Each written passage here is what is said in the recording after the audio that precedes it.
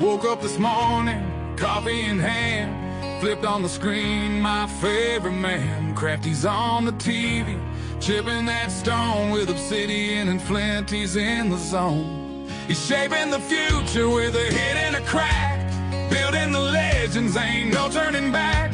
With every sharp edge, he's teaching the way of the ancients who thrived back in the day. Crafty on the TV, talking that smack, stone carving dreams, never looking back. From Texas to Vermont, Crafty studies us, chiseling the past, building futures for us. Wielding the hammer, he's steady and strong, crafting a world where we all belong.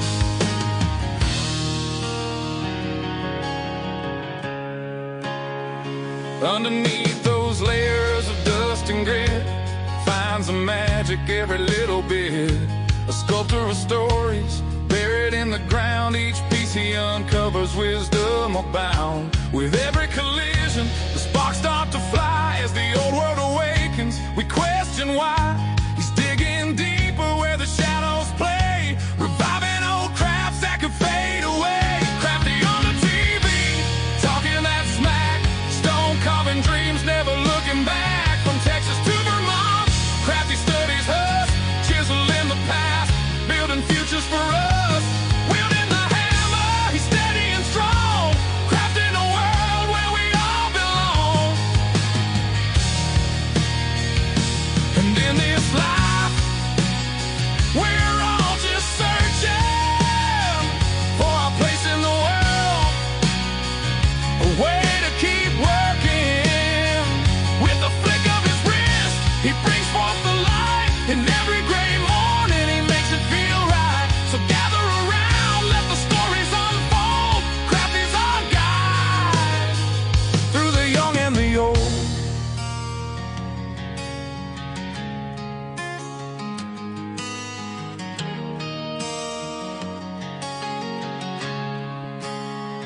With the sun rising high and the day moving on, Crafty carves dreams till the light is all gone. He's shaping the future one chip at a time. With every creation, he's keeping the rhyme. From the heartland of Texas to the mountains of green, the legacy lives on through the stonework unseen. With every perspective, he's showing the way. Crafty keeps going, come whatever may. Crafty on the TV, talking that smack, stone carving dreams, never looking back. From Texas to Vermont, Crafty studies us, chiseling the past, building futures for us.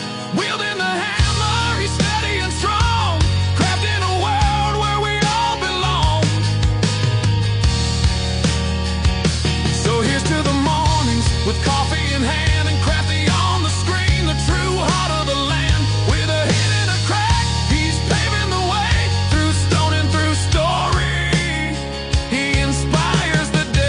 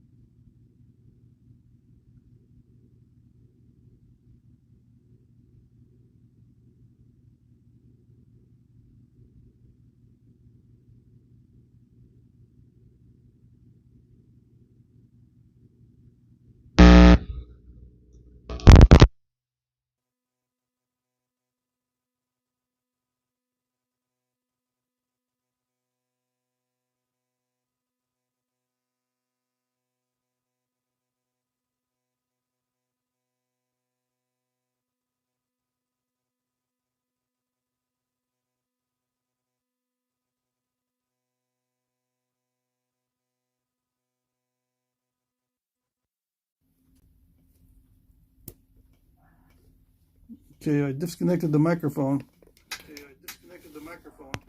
Let's see if we got sound now. I think we do.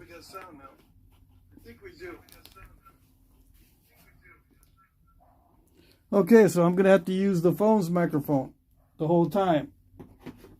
I don't like it, but that's the only way I can get.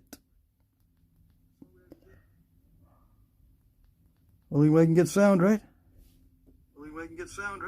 Yeah, okay, so only have one gaiter on because I only get chips on this foot down in my boots, so I stopped wearing it on this side. Yeah, that's why. Okay, so who do we have in the house? We got Dockenstein, first one. Jorge Valadez is here. Alan Young is here. Graylin Landry. Ross Wellman. TJ and Soul from Australia. Mac Bales. Lance McIlwain. Flakescard. Got some new guys. Jesse's here. Stoneface. Sal, he's in the house. Graylin Landry asks why only one gator. Yeah, that's because I tend to get most of the flakes in this side. So, yeah, besides this, the other gator is kind of messed up. You know, it attaches with Velcro, and the Velcro got messed up on the other side. So, two reasons. Let's see, who else we got? We got new guys.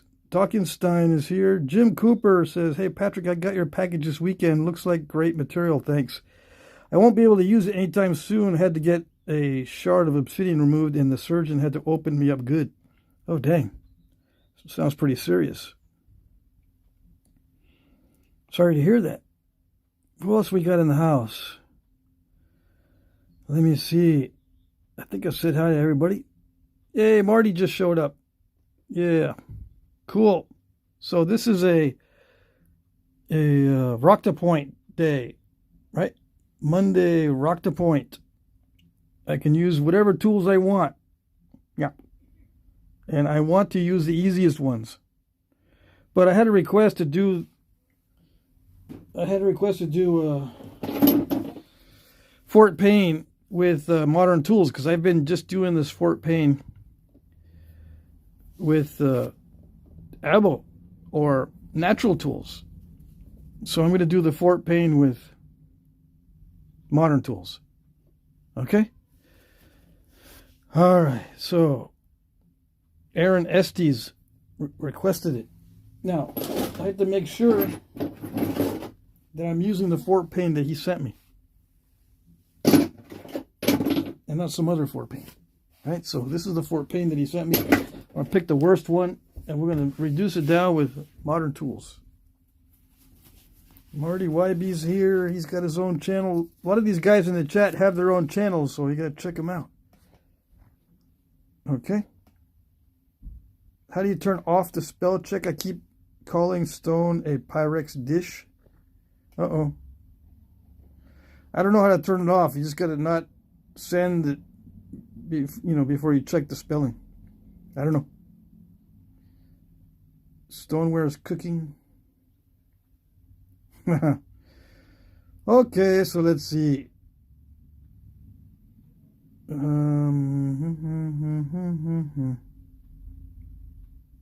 Okay, so yeah, let's get to it. I checked the chat already. Sound has been checked as well. We're going to do some Flintknapping on this Fort Payne shirt. And this is a 14-ounce bopper. This is the largest one I have. Yes, it is. Okay, so it's good stuff, right? Right. It is good stuff once you get past the cortex. Oh, yes. So it's just straightforward, I think, pretty much. Since I get to use whatever tools I want, I use the easiest. The easiest, relatively speaking. I did not get much sleep last night. We'll see how that goes. Hey, Jesse gave me $10 a super chat already. It's going to be distracting me, but thanks. I got to put, before I forget, I put a heart and a like on each super chat. Thank you, thank you. More Brady gas. Cool. Awesome. Fantastic. Yeah, and this auction today is going to help me with the gas too. Yep. So check out the auction. There's not that many points in there, but it does help with gas. All right, so here we go. Let's see what we're going to do. We're just going to reduce this blocky piece down to spalls that I can use that you can't have. And we're going to make something. Because it's a rock to point today. Yeah. It's a rock to point. Now, I don't think I can use this one. Because this is crud.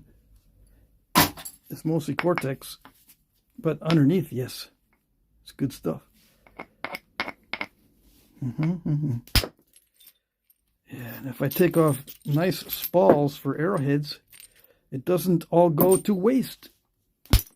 Yeah. It's a lot of usable stuff. Now look at that. Why does it do that? Because it's high grade material. It does that wavy thing when it's high grade. Which is a double-edged sword because the lower grades don't do that. It kind of wastes material. It's funny how that works, right? High grade stuff often has these super duper wavy effects because it is high grade.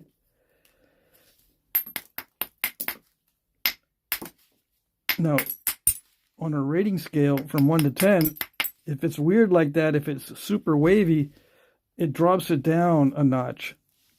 So instead of being an 8 or 9 on a scale of 1 to 10, it's like a 7 or 8 if it has super duper wavy properties. Okay, so it depends on how you handle it.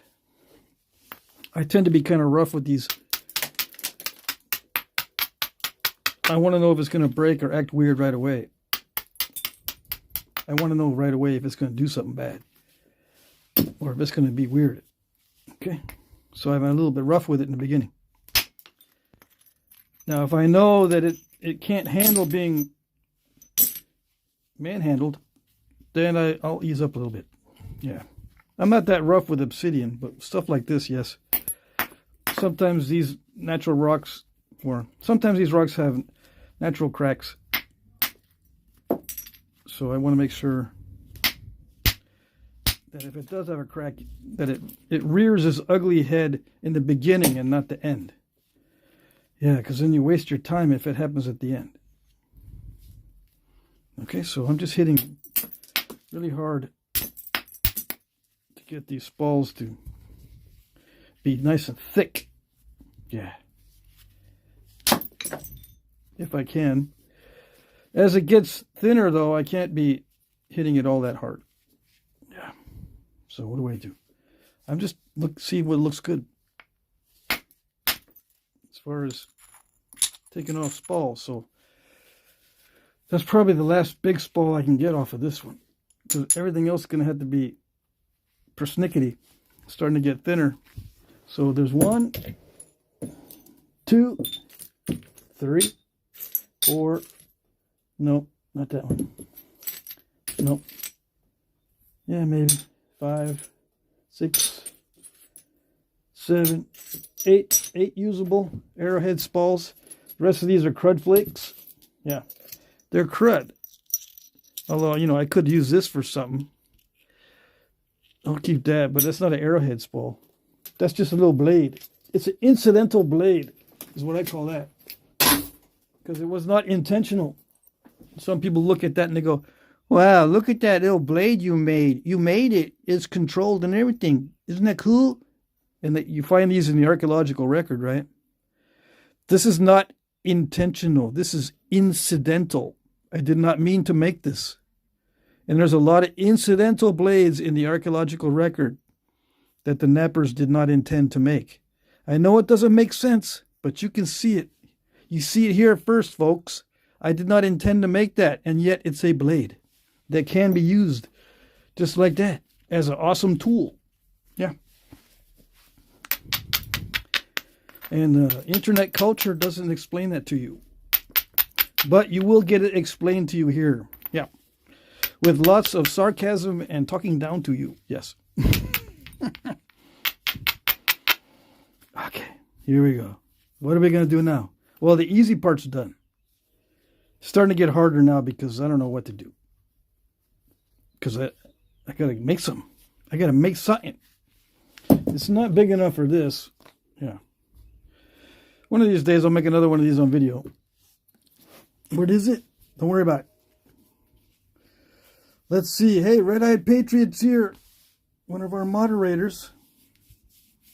What else we got going on before I get into the next phase? Let's see here.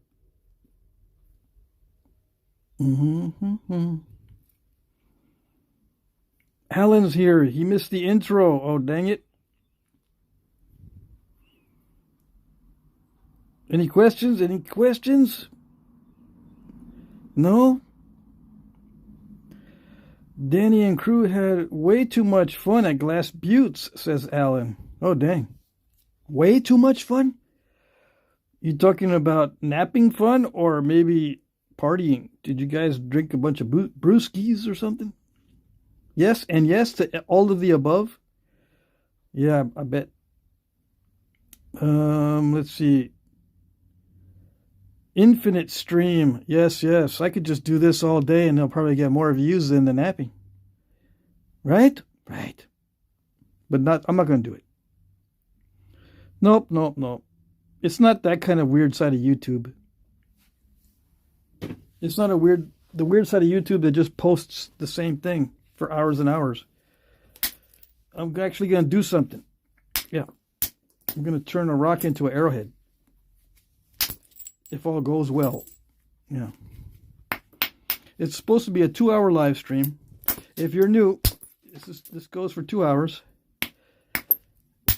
I do Flintknapping, but I have a channel with regular videos. I've lately been doing only live streams. I don't plan on doing that type of thing forever, though. I will get back to doing normal videos once I get my act together. Lately, I've been trying to do stuff on the side for people that I've promised things many, many months ago. And they're just now finishing up the hard ones. Yep. Anyways, I sell what I make during the week in my auctions. Okay, so if you were wondering, if you're new, I do sell this stuff. I don't put a set price, I just offer them in the auction.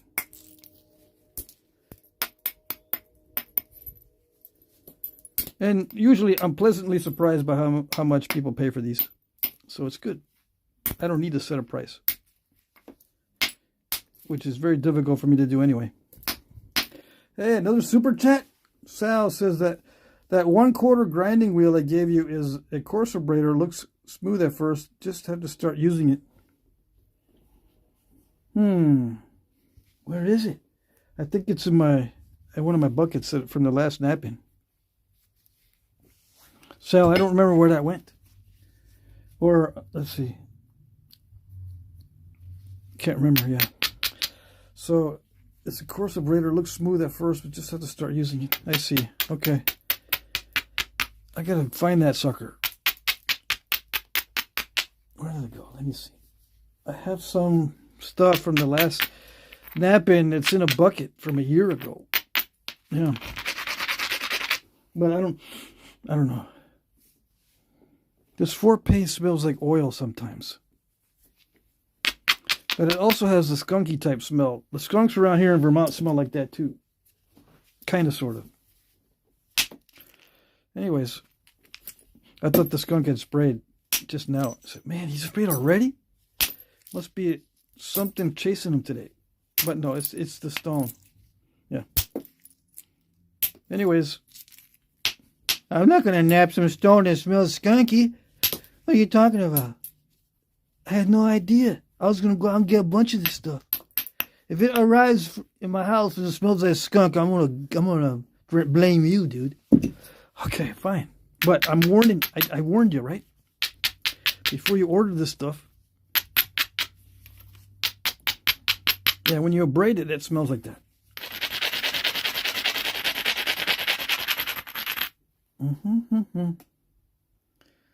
Let's see. Alan picked up some natural lava rock abraders while he was in the desert. You're going to send it in a box to Brady? Sweet. Yeah, we'll look forward to that. Yes, yes. Come on. It's going to be all steppy. It better not be all steppy. It's supposed to be high grade stuff, yes. It's got to be, I got to be more gentle. Yeah. I don't have to be as aggressive during this stage. I don't see any major cracks or defects. All right, so let's start being more careful. How's that? Yeah, I reduced the size of the bopper too. So I started with this one. I went down a notch. Yeah, that's my next heaviest one. It's not that big to begin with, but I could have started with the smaller one, in other words. So let's see. Let's get rid of some of this step fracturing. Not like that. Okay, that crushed it. So what do I got to do? I got to beef up those edges. Yes, yes. This stage is called a preliminary shaping, or not shaping, preliminary thinning. Preliminary. Stage 1 thinning. There's two stages, sometimes three. 3 stages of thinning. This is the first stage. I call this the preliminary thinning. Then there's a secondary thinning. Now the secondary can be also the final thinning. But sometimes I push it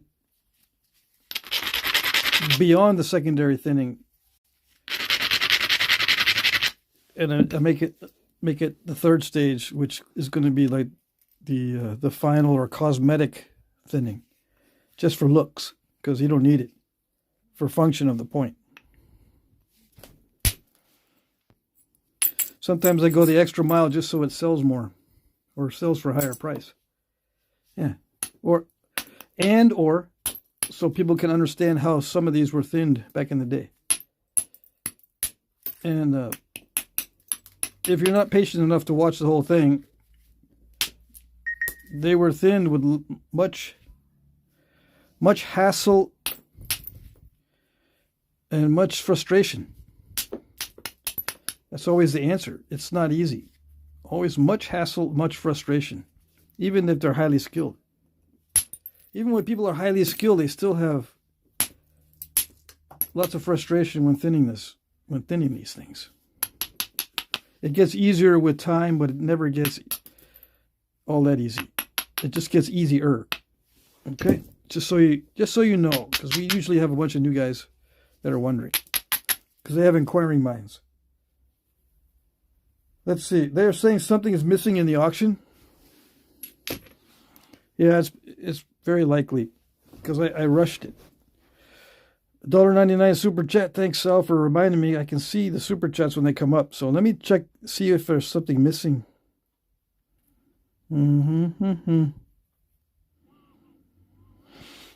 Okay, let's see. One of the items missing probably. Okay, where is it? Where's my... All right, so... A series auction. Let's see, okay, so we got... Let's do the newest. 1, 2, 3, 4, 5, 6. There's two items. What? 1, 2, 3, 4, 5, 6. I see 6 items. And there's only 6 items in the auction, right?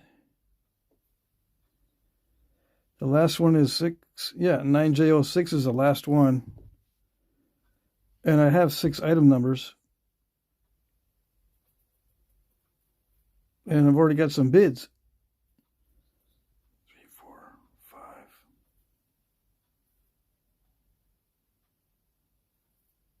Red Eyed Patriot says it was missing for him, but it's on my phone. Okay, so yeah, I've got 1, 2, 3, 4, 5, 6. Yeah, I got them all on here. Yeah.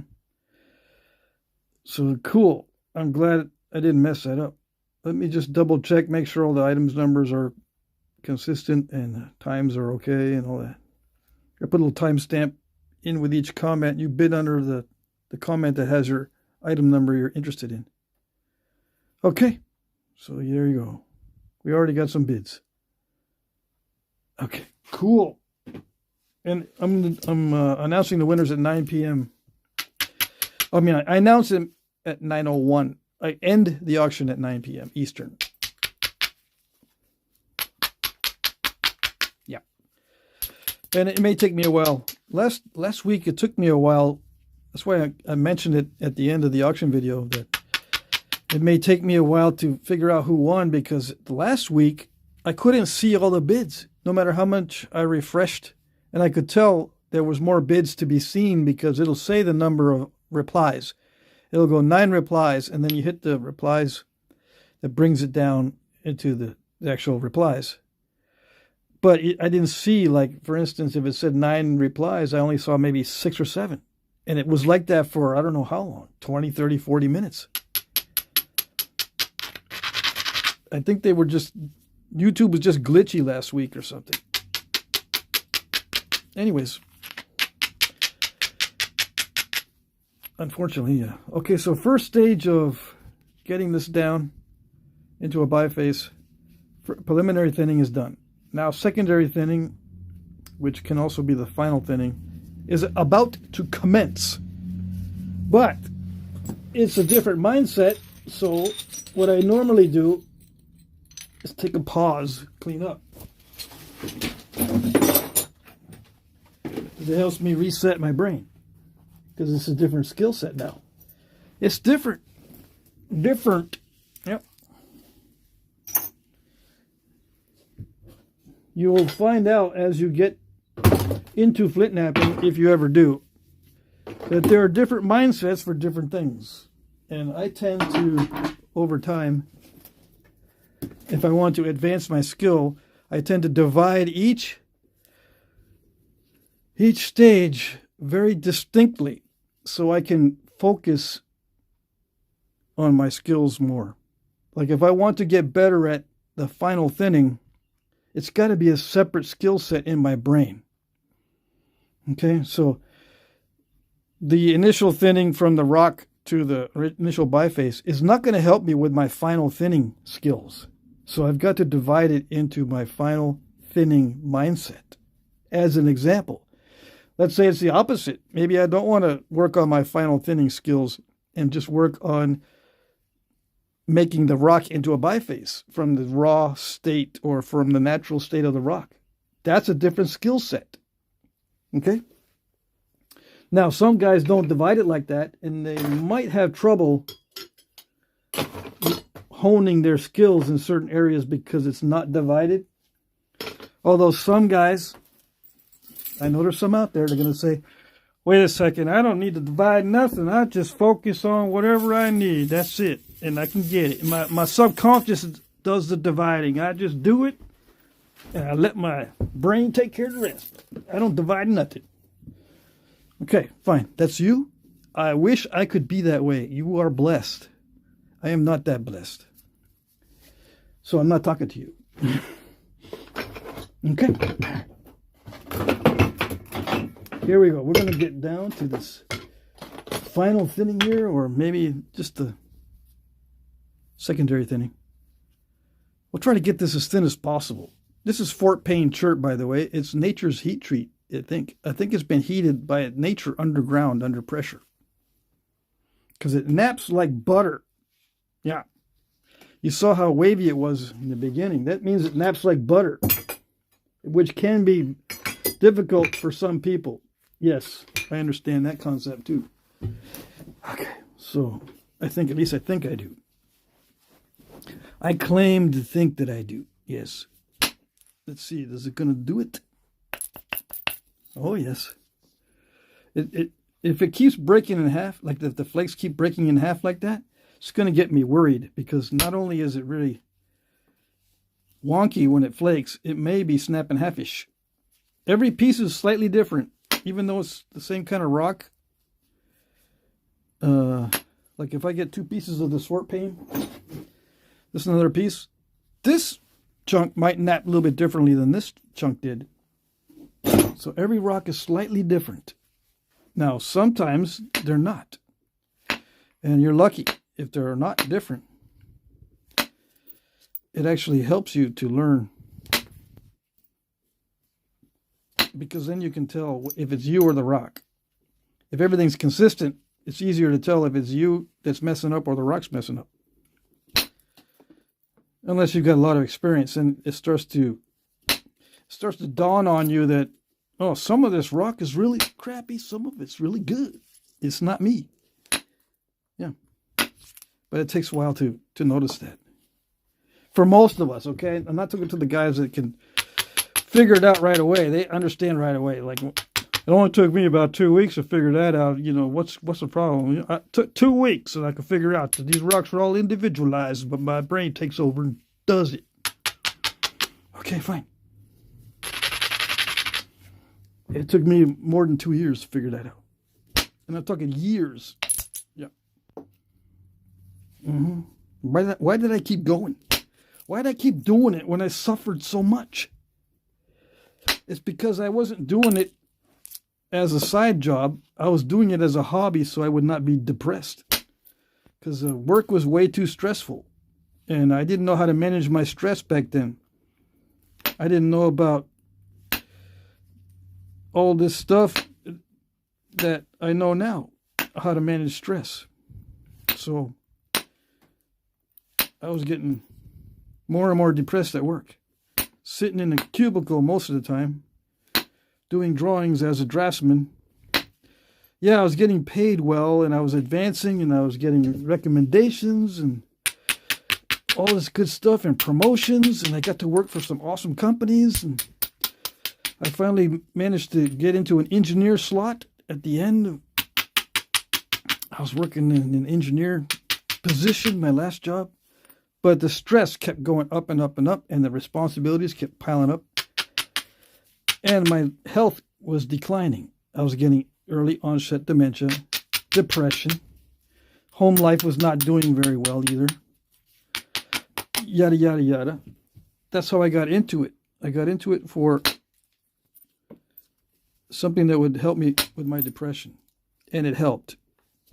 Even though I suffered with it, it was something I could do to take my mind off everything else. Yeah. Anyways, that's the story. Many of you guys have already heard it. But just in case there's someone in the chat that has not. Before someone asks, or they might have already asked it, I didn't even see. Did anybody ask it? I gotta check. But I won't check yet. Let me get this thing down first. Because no one wants to know, really. I'm just assuming. I'm just assuming that maybe somebody asked. Because they did last time. Okay. They also ask, what type of copper is that? What do you use? What is that you're using? What's this black thing? What's this copper thing? What is it? I'll answer it later. Yeah. No, but what's so hard about just answering it right now? Because you're blabbing about other stuff. Just blab about what it is. Yeah, I know. Well, you know, then say it. Nope, not going to do it. Not going to do it. I got ADHD. Yeah, I got this this thing where it says, my brain says, if you've been told what to do, you're not going to do it. Yeah. That's my excuse. I don't even know if someone asked in the chat. Just in case. All right, so we're almost getting thin. We're almost getting thin? Yeah, almost. Not quite. It's not really that thin. No. some people say you got a long ways to go. I've seen artifacts that are like 5 times thinner than that, you know, at least. They look like they're tater chips or something. Okay, fine. Let's see if I can make a tater chip. Okay. All right. Yes. Yes. Fantastic. Fantastic. I've got to be more careful with the edge. It's all very wonky. This is more wonky than usual, okay? I don't usually work an edge this bad. So I've got to be more persnickety, because if not, the surface is going to be all wonky too. Okay? So now I've got to abrade it a little bit better, and I'm going to hammer stone it, so to speak, to help with the straightening of the edge a little bit. I'm not only abrading, I'm also knocking off flakes when I do something called hammer stoning with the abrader. It's not only grinding the edge, but it's actually removing some small flakes, which helps to straighten out the edge in places. Yeah, I do this strategically. So see, it's already gotten a little bit straighter. It may be not much straighter, but it did get straighter. Why is it important to be straighter? Hang around and find out. It's too complicated to explain. No, I don't think it's too complicated to explain, because you just don't like explaining stuff. Okay, fine. Maybe that's it. Maybe that's it. Okay. You caught me.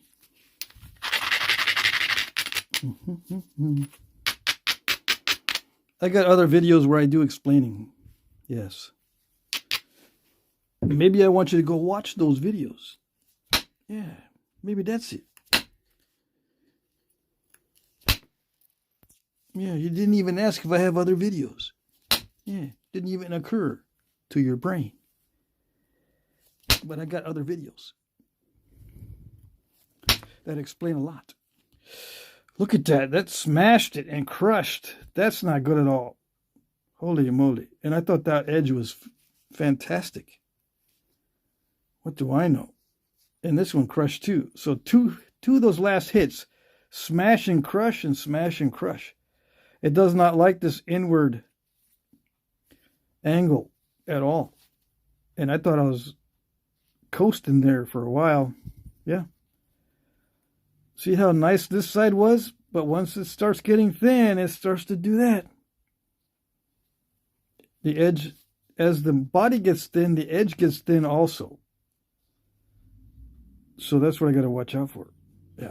It doesn't like that. It didn't like it at all. It's not liking this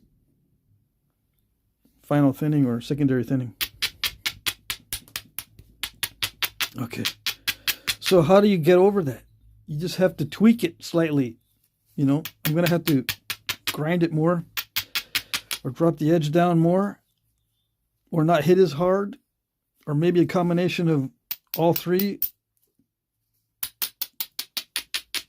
or maybe incorporate all three, or just a combination of one or two of the, two of those, or whatever. Whatever. I don't know. What else could I do? Change the tool type? Go back to the bopper? Sometimes boppers work better on some of this stuff.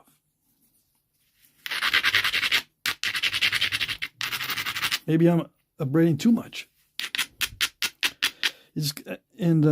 Some people might get annoyed that it just seems all experimental. Some people might think, bro, you always experiment, like you just woke up one morning and you say, I'm going to nap today.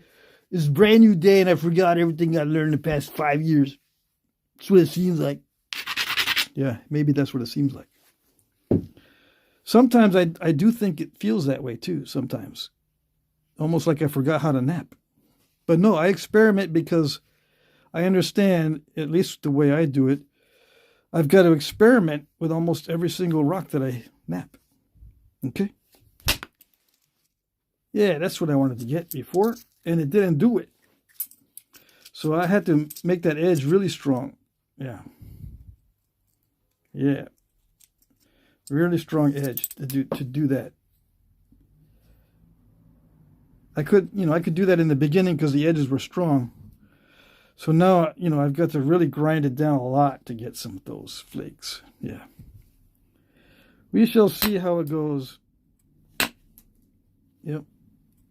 And the more narrow I make it, the easier it is to drive those flakes past halfway. See, that went past halfway, so it got thinner. You need to drive these flakes past halfway in order to thin it down. And the more narrow it is, the easier it is to drive these flakes past halfway. It's just physics. Yep. So I might have to do that if the edge doesn't cooperate. You know what I'm saying? Even though I grind it down a lot, sometimes it takes out bites. You just can't win, right? Or you lose way too much of the edge, beefing it up, making it more robust.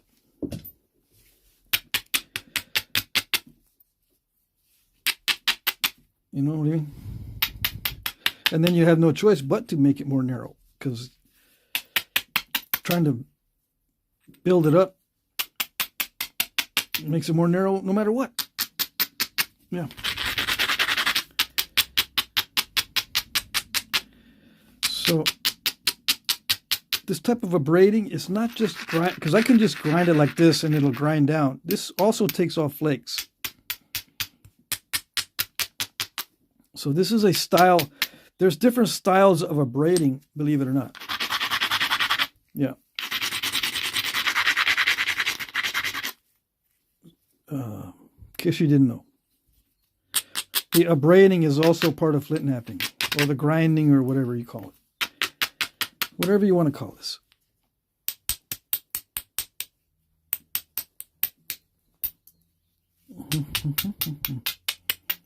There's different techniques for this, and it's part of Flintknapping, and it's part of how they did it back in the day. Some guys, when they are thinking that they're describing how they did it back in the day, they're skipping the abrading styles. They don't even mention the grinding parts of how they used to do it back in the day. Can you tell how they used to do it back in the day as far as the abrading style? Were they hammerstoning it with the abrader? Were they selectively abrading here and there, here and there, here and there? Were they just generally abrading really fast? Did they skip most of it?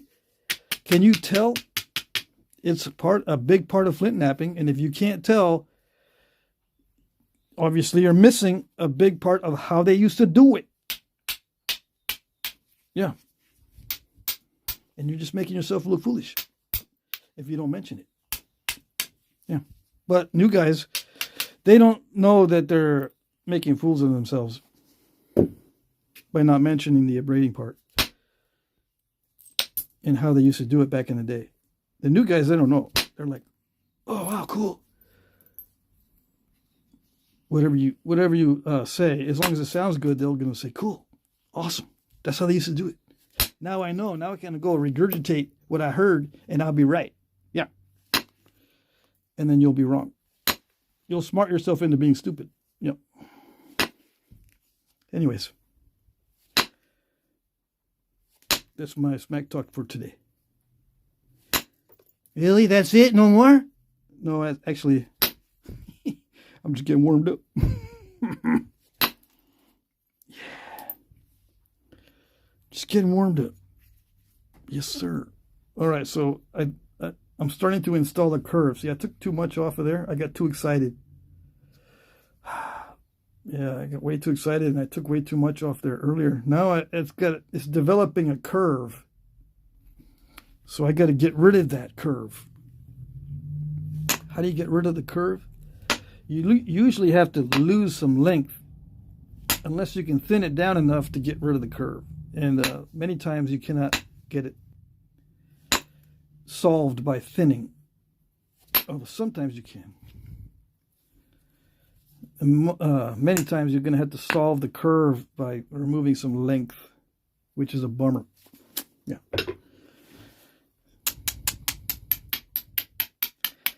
Yes, that's a bummer. Because, especially if you want to sell these things, people want to buy stuff that doesn't have curves. I mean, that are not short. they don't want to buy these short ones. Not as much anyway. But a lot of you guys are just doing it for hobby, which is perfectly fine. It's actually better that way. Yeah, I think it's better.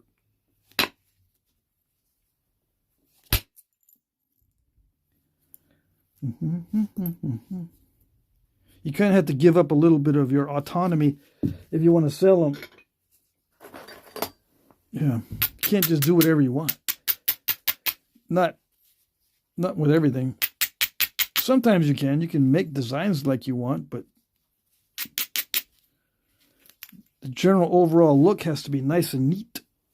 It can't be all wonky. Not that you want to make wonky points, but sometimes, especially if you're making reproductions for yourself, you want them to look like the real thing. So you leave in all these little defects and these asymmetries that other people don't like, but it looks like an artifact.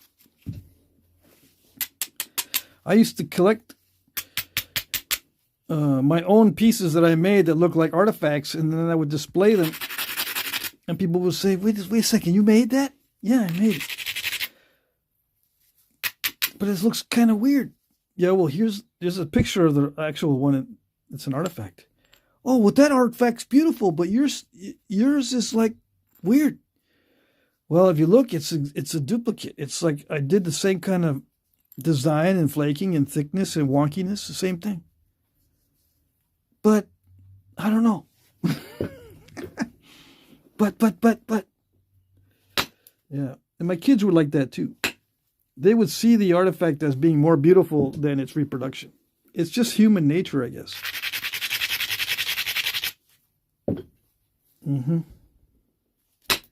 Anyways, I gotta focus. Hold on. I can't be talking smack the whole time.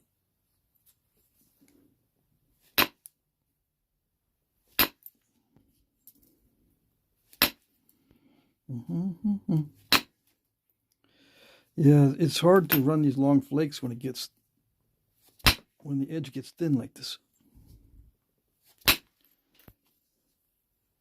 I can run short flakes. That's not that difficult. Let's see. I need to start looking at symmetry also. And then use the parts that I need to take away as opportunities for more flakes. Because when I take away some of that extra edge, it does beef it up a little bit. So I can use that beefed up edge to run flakes from.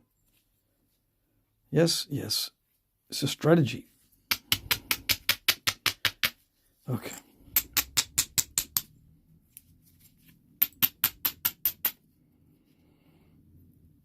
It's getting there. It's getting there. We're almost there yet.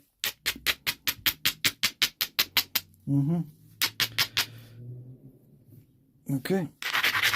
And this is Fort Payne shirt. It is high grade, yes. I just need to get used to it. This particular piece is kind of weird, but I like it still. It still is kind of buttery,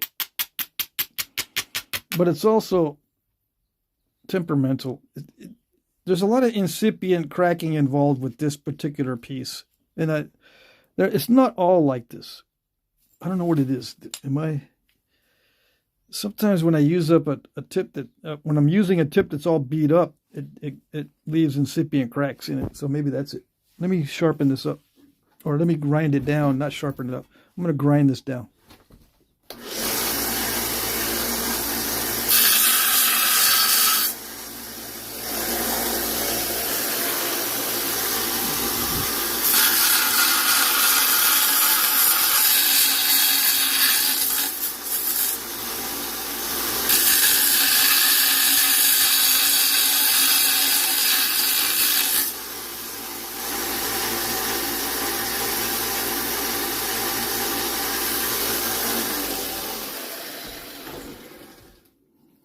Also got dust on my glasses. That's my excuse for not doing a good job. I've got a bunch of dust. Yeah.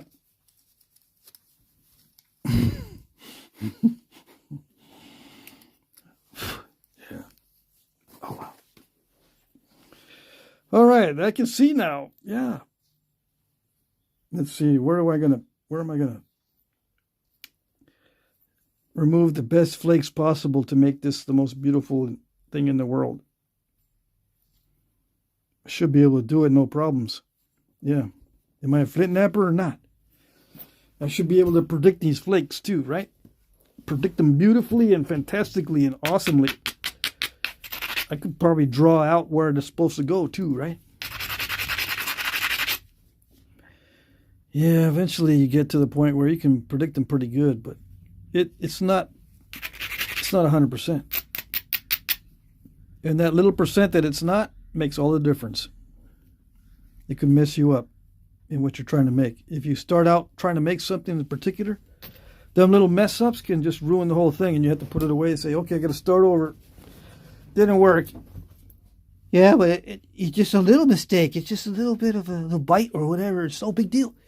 Yeah, it is if you want to maintain the size. It's got to be exact. Yeah. It's got to be exact. Especially if you're making hunting points that have to be at least an inch wide or whatever. And if it's not an inch wide, you know, it can be like 1/16 of an inch too narrow, and that's it. You messed it up. That's how particular it is. As an example. You know, same with trying to reproduce what an artifact looks like. Or let's say you have your own style you want to make, and you're making a set, and you've got to match the weights. And you take a bunch off one side, and it still looks good, but it doesn't match the weight of your other ones. So now you got to ditch it and start again because it didn't make weight. Okay? Why does it have to make weight? Because of our precision archery these days. Yeah. You got to make sure your points make weight for the precision archery that we all tend to participate in, whether we like it or not. We can't just show up with a bunch of random stuff because then no one takes it seriously. How do I know? I don't know. You mean your arrows are not matched all together? I mean, what did you do? Did you even spine those? I'm just asking. Yeah, I spined them, but they're all different because I didn't want to take time to match them because I hate when it drives me nuts trying to make weight.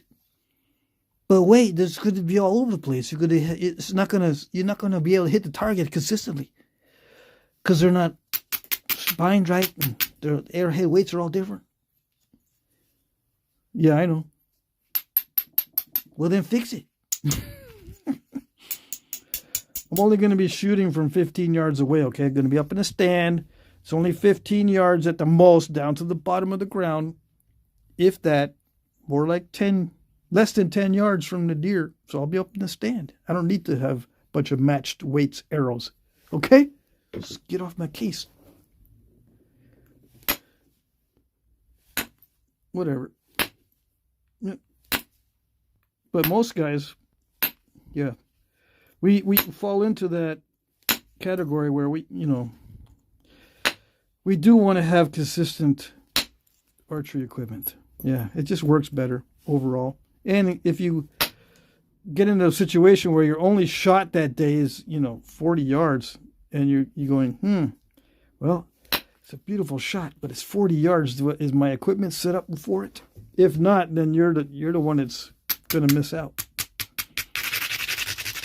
Yeah. Anyways. Last time I took a deer with an arrow, it was actually a crossbow bolt.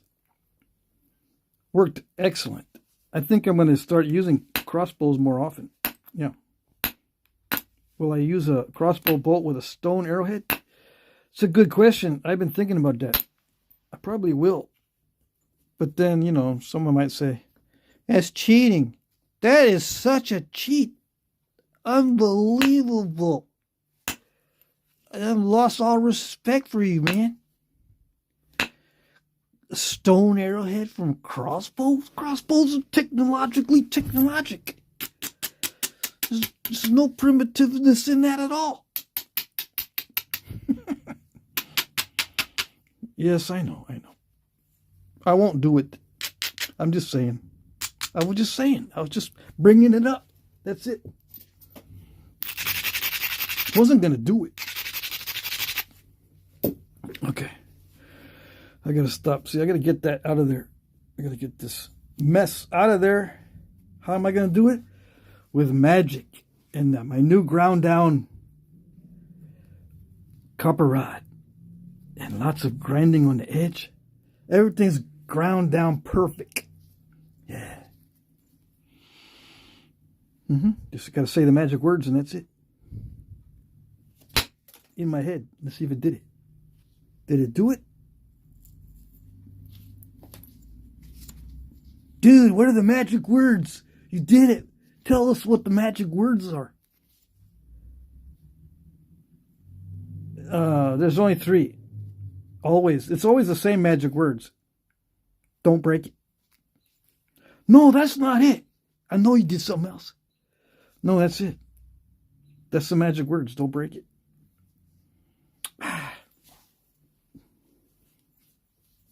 That's it. There's no wrong way to do this except one exception. When you break it, that's the wrong way. So you just got to say to yourself, don't break it. Yeah, that's it. I still didn't get it though. See, it's still got an issue there, but it's better than before. Yeah. Did I predict that I was going to do that? No, I didn't think I was going to do that at all. It kind of dived in and everything too. It's a lot messier than I thought it was going to be. I didn't think it was going to be that messy. I didn't realize that it had dived in before with the previous flakes.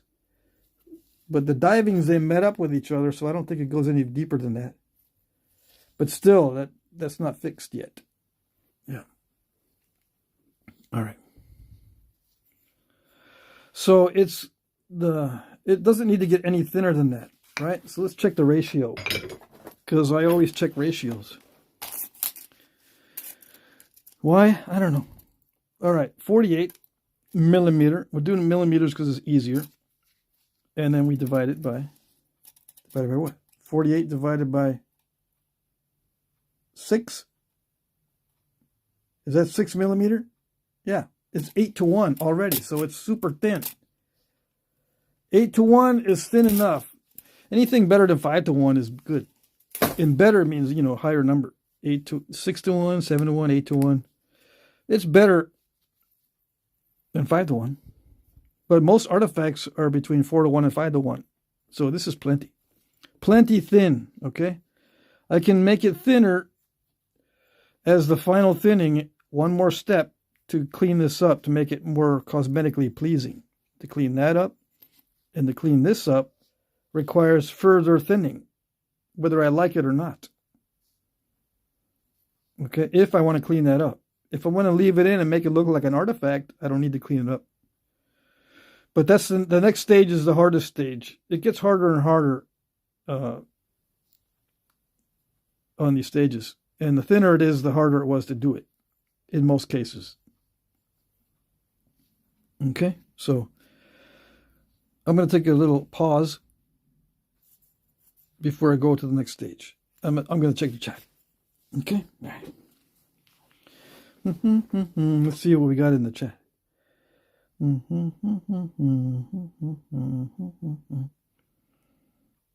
That's where you're looking at the auction there a second ago. Where am I? Yes? No? There's no live stream? Oh, there it is. Am I there? Yeah, this is the one. But I don't want this chat because this chat is in a weird spot. Yeah, this is the one. Yes? Well, maybe it's okay. But I don't want this chat because this chat is in a weird... See, it displays differently. It depends on how I navigate to my live stream. It displays funny when I navigate in this way. Anyways. Hey, Charles Rooker's here. Atomic Zombies here. Ferdo Joe. A lot of guys that I missed. Mr. Jim's here. Killer Cork. Prairie Goes Ken. A lot of guys are here now. We got the whole crew, looks like. And some new guys. All right, so Jay Valadez gave me super chat, $9.99. Brady Funds, looking great, Crafty. You the man. Thank you, thank you. All right, let's go back to see what I missed. What did I miss? Did I miss any questions? So I'd worry about the wood arrow having trouble with a modern crossbow's transfer of energy. Yeah, but that's a good point. Yeah. Now, if you make the arrow out of ipe wood, you can make arrows out of very dense wood. You know what ipe wood is, right? IPE. Or you can make arrows out of really dense other hardwoods. But I was thinking of just mounting a stone arrowhead to a metal base that can be screwed into the top of the bolt. You know, carbon fiber arrow bolt, whatever. You can modify a field point that's metal. You know, cut a slot into the field point and then mount a stone arrowhead to it. Or you can just make the arrow out of a very dense hardwood like ipe. But that's a good point. Yeah. Now, if you make the arrow really thick, back in the Middle Ages, they had crossbows that were in excess of 250-pound pull with wooden bolts. How did they get over that? They just made the bolt really thick, like 1/2 inch to 3/4 inch thick.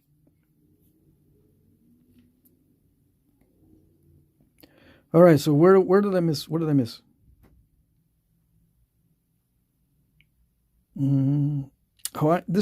Every time there's a comment, it messes it up. So let me re-navigate into this chat some other way. Okay, let me check what's going on here. Yeah, when I look at the live stream that way, whenever someone makes a comment, it just advances it, and I had to start from scratch where I was before. I don't know if that makes sense. All right, so is Stone Hook here? Stone Face. Where in Tennessee does Fort Payne come from? I think it's... Oh, gosh. I don't know, actually. I thought I knew, but I don't know. And you said exactly? Stoneface, where in Tennessee does Fort Payne come from? It comes from all over, I guess. I guess it's Western Tennessee. I don't know. Honestly, I can't remember. You'll have to ask Aaron Estes. I think he's Bobby Estes in the chat, if he's in the chat. If he wants to tell you, he'll tell you. That's where I got this from. All right, so... yeah, it looks like a dacite, but it's Fort Payne. And it looks like this. In the stream, it doesn't look like anything. You know, if it's like this, in the stream, you don't know it's Fort Payne. You got to chip it, or sometimes nature will chip a piece off. And that's what it looks like on the inside. Sometimes you can actually find it as landscaping at truck stops. Yeah. But don't let anybody know that I told you. Let's see. Killer Cork is here. Scott Lauer, hey. We have an international in the house. We got more than one, actually. What's cooking? Yeah, we got some rocks that we're cooking up here. Okay, let me go back and see. I think I missed some questions and stuff. No, I see a bunch of new guys. Kiefer's is here. Yep. See, Arrowman says, we have plenty of arrowheads in museums all across the world. Yes, we do.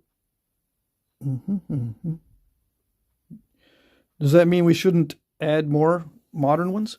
Is that what you're implying, or are you saying? Mr. Jim says he was cooking dinner, but he's back. All righty.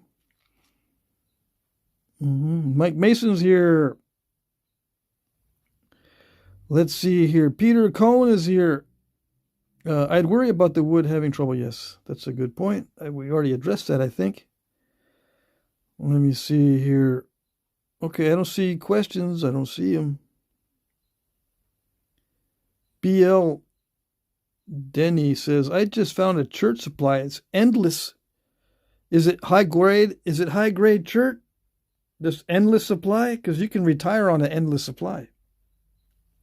Yeah, unless you're making like a 6-figure income. Let me see. I'm about to pick up some dacite from Oregon from a friend. Okay. There goes Ken's got himself a contact for dacite.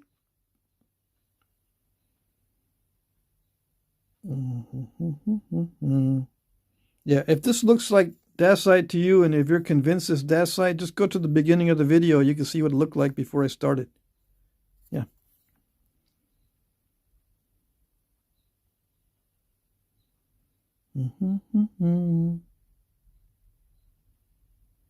Okay, so I'm not seeing questions. I'm going to get back to napping here. I got another hour to go. Let's see. Am I almost to the end of the chat? Let's see.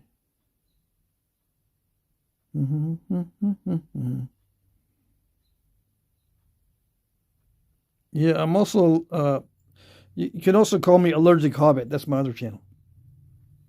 Yeah. Got new people saying hi. Ferto Joe says, Patrick, did any of the natives ever use a clear obsidian as a magnifier to start a fire? Do you know? I've heard speculation, but no accounts. No. Now, during the last eclipse in Texas, I used a piece of obsidian to see if I could see the sun through the piece of obsidian. And I didn't want to use a clear obsidian, so I used kind of a really smoky obsidian. I couldn't see the sun very well, but I think it's possible to see an eclipse. I did see the sun through the obsidian, but it was very blurry. And I didn't want to try a different, more clear obsidian because of the danger of, I don't know how badly it affects your eyesight by looking at the sun for just a split second, but I didn't want to take a chance. But you can look at the sun during an eclipse with obsidian. I know that firsthand. But starting a fire, I don't know. I don't think so. Where are the internationals watching from? Asks Mr. Jim. Well, Scott Lauer's from the UK, and then TJ in Seoul. If TJ's here, he's from Australia. But we have other guys that are from Denmark. At least one from Denmark. And we got, last live stream, we had a couple guys from Germany. And there's people from Italy and Spain. Yeah. That I know for sure. Let's see. Tommy Taylor says it can be found along the Tennessee and Duck River and tributaries in and around Hardin County in southwest Tennessee. There's your answer for the Fort Payne. It can be found along the Tennessee and Duck River and tributaries and around Hardin County in Tennessee. So that's at least one spot. You might be able to find it in more spots than that. And I think that's a pretty big area, actually. I looked up Fort Payne. I can see it now. Okay. Graylin says, I use arrows I make with my crossbow, but you do lose like 20 yards with them. I see. Yeah. There's a way to modify a field point that you can, cut a slot in the field point and insert and glue on a stone arrowhead. I've seen that before. You can find that in arrowhead forums, archery forums, I mean. Not arrowhead forums, because they frown on that. Yeah, they'll jump on your case for putting a stone arrowhead into a metal base that you can screw into a carbon arrow or carbon bolt. Carbon fiber. Costco has a lot of chert for landscaping around the parking lot. The local Costco where he's at. All right. Let's see. Glasses with obsidian sun discs instead of lenses, says Timothy Lithic. Yeah. You can definitely make sunglasses with obsidian. It just, you can't see very well. Even with the best flakes, I could not see very well. Let's see. Prairie Ghost Ken says, I know the Vikings had some sort of stone they could use to see the sun through clouds. The Solarstein. That's interesting. I had not heard of that one. They use it for sailing? Stoneface says, Mike, would you be willing to part with any? Okay. Let's see. Mike Mason, it's a small pack. I'll be home soon and count my kernels. My garden isn't huge, so I'm sure I can give you... Okay. Alrighty, so let's get back to knapping. I didn't see any other questions, so let's get back and see what we can do with this. I'm going to switch over to a smaller diameter copper rod. I started with 3/8. This is 3/8, and I'm going down to 5/16 to do the refining on this piece. I still want to get rid of this mess up here, and I want to try to get rid of this mess in the middle there. Okay, all right. But the edge does not look strong enough, so I'm going to work on the edge first. Okay, so pressure flaking is coming up. Pressure flaking and then talking about stuff that I probably shouldn't be talking about. Nope. Yeah, you talk about stuff that alienates people. They get all ticked off. I know. I can't help myself. I don't know what it is. I got no filter. That's what it is. I lied. I do know what it is. I don't got no filter. Yeah. I've learned to develop a filter. Yeah, because it's just ridiculous if I don't at least think about it a little bit. It's ridiculous. Yeah.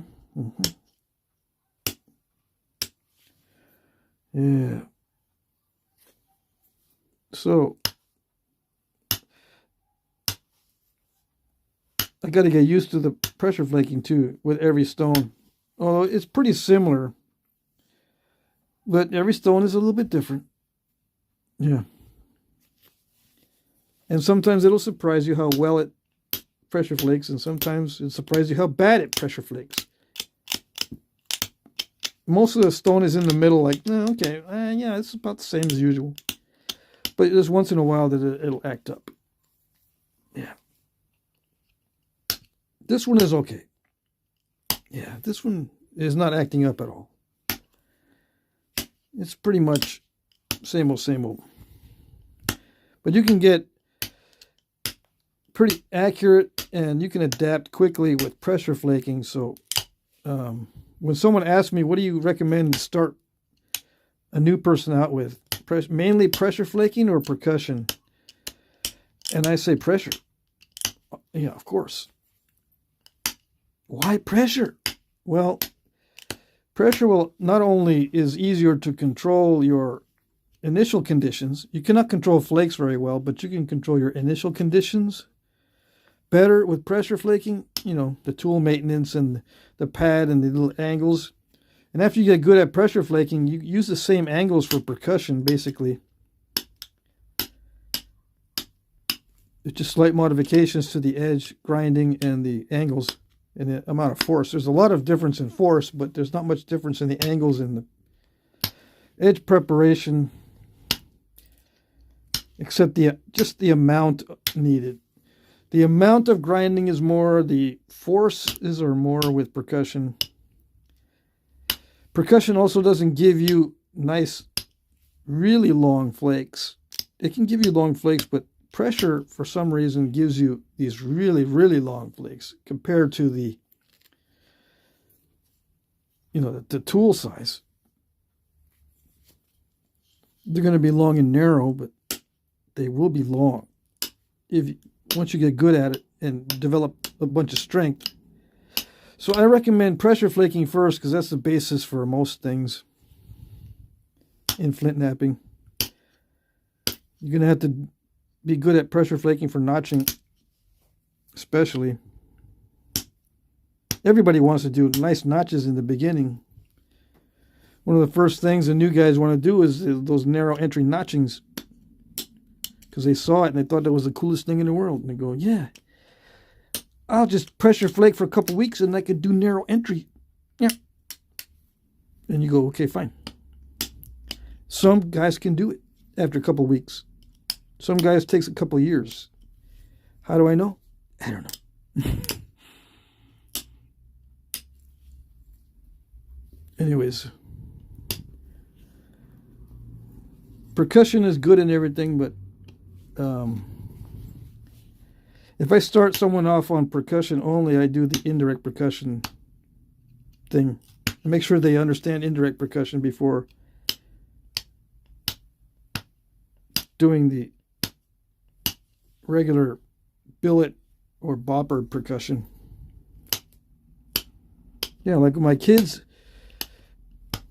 when they were doing percussion work, if they wanted to learn knapping, I said, don't mess with those boppers. Just do the indirect percussion. And if the piece is too thick, pick a smaller flake. Don't worry about using the boppers or the billets yet. Just do the persnickety stuff with the indirect percussion. And then you can move on to the bigger stuff. All right? All right. Give your hands a chance to adjust, because the flint knapping is a physical adjustment as well as a mental adjustment. Everyone understands the physical part, but the mental part is challenging for people because they don't understand in the beginning that it's a probabilistic skill, which means that whatever I tell you is not guaranteed to work. It's not. Even if you copy me exactly, you most likely, if you're just starting out, won't be able to do it, even if you copy me exactly, because it's probabilistic. It's not definite. It's a probabilistic skill. I'm going to keep saying that over and over again. And some people might have to look that up because they don't understand it. They've never done a probabilistic skill in their life. What things other than flint knapping are probabilistic? Well, sports, for one. You can practice years, let's say, playing baseball and still not get it. Still not qualify for being on a team or being in the major leagues or whatever. You could practice your whole life and never make it because it's probabilistic. And it depends on many factors. Yeah. You can teach someone exactly the right form. They can be strong enough. They can be smart enough. They can do other things great, other sports, but they just can't hit the ball as good as some people. Or it takes them forever to get up to the point where they can hit the ball like a good player. You know, I'm simplifying it. But you know what I mean? It's probabilistic. It's chance. Same with flint knapping. And there's a lot of factors involved in being successful at it, not just copying what other people do. Although I've said many times, just monkey see, monkey do, just do it.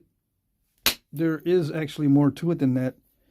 But you'll find that out yourself. You don't need me to tell you that. That actually doesn't help you in flint knapping to know that you may have to practice for years. What helps you more is to realize that it is a game of chance. It's not predictable. Okay? All right.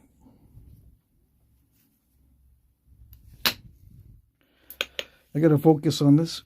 I got to focus before I mess this up. This is the hardest part of flint knapping, is this final cosmetic thinning.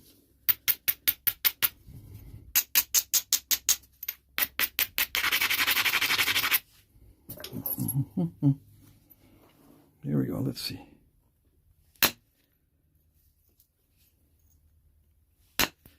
It's so easy to snap this stuff in half. I still haven't gotten to that mess yet.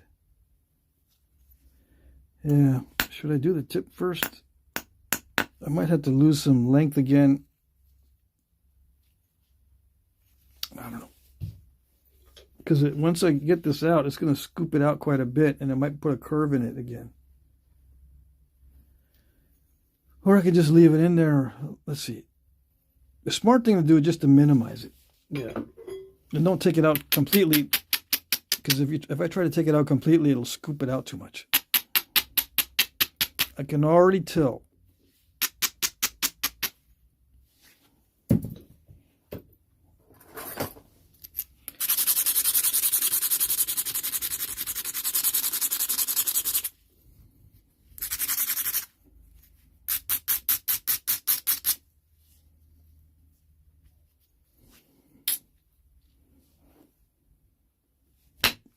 See. Okay, attack that again. Let's see if it flattened it out any? A little bit? Did it do anything? It did something. But see, I run the risk of scooping it out a lot. See that? I think I can fix that scoop out, but at what cost? Yeah, I can probably minimize it. Yeah.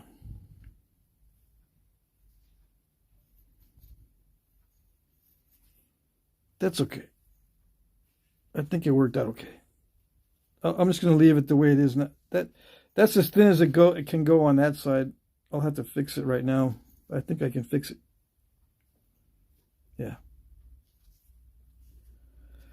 What else do I need to do? I've already cleared out the middle part of this on both sides. So that's all done. Just mainly working on the tip. Yeah, just that little spot right there. Yeah. Now, there's two ways to go about this. Start napping everything else and then get back to it later, or finish it out right now and then modify everything else to compensate for any loss there. Sometimes it's better just to go and fix it right away. Yeah. I don't know. Either way, I think might work. I think I'm just going to go for it right now and see if I can fix it. And then modify everything else to fit what I did, or to compensate for what I just did. Because I'm going to lose thickness right there, so I've got to compensate in other areas. You'll see.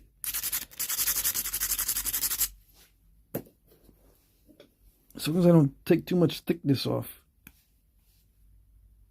Just do the minimum. Would it work better with pressure?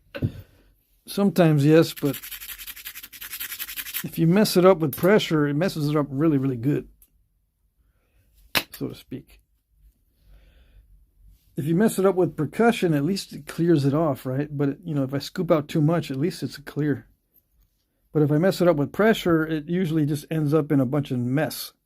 Like, it doesn't wipe out a big flake like this. Or it doesn't produce a big flake when I do it with pressure. It just ends up stopping, and you get a compounding step fracturing effect. That's my experience with pressure anyway. But I think that's minimized. Now I just have to make sure I get that curve out, because it is curved. Yeah.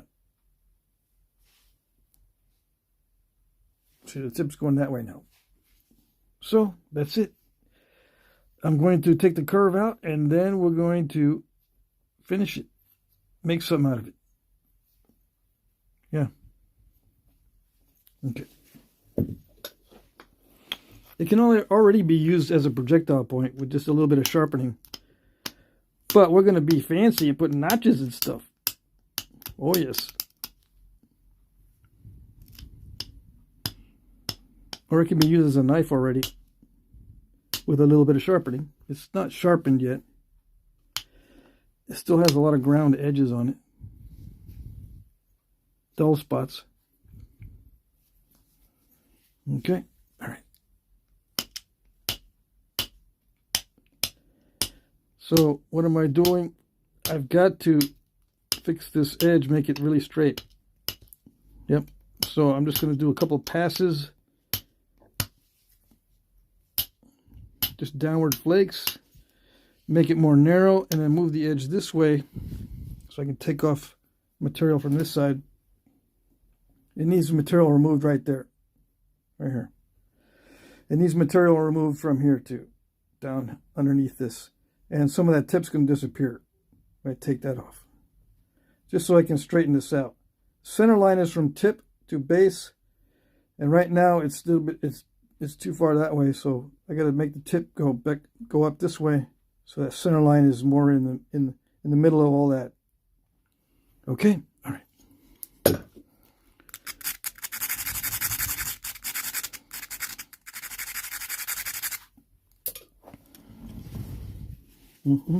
Can you see? No? Excellent. I don't want to give away all my secrets. I don't want to give away all my secrets. What was I going to say? I don't want to get in trouble for giving away my secrets. Too late, right? Yeah, I know. You won't remember this tomorrow. I'm going to shine one of those Men in Black memory beams at the end of the video. I'm going to zap you with one of those memory beams and you're going to forget everything. Yeah.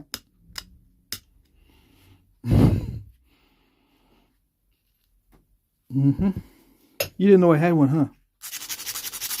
That's why you forget. That's why I forgot what was gone in the last video. What did you do in the last video? See, I told you. I got one of them.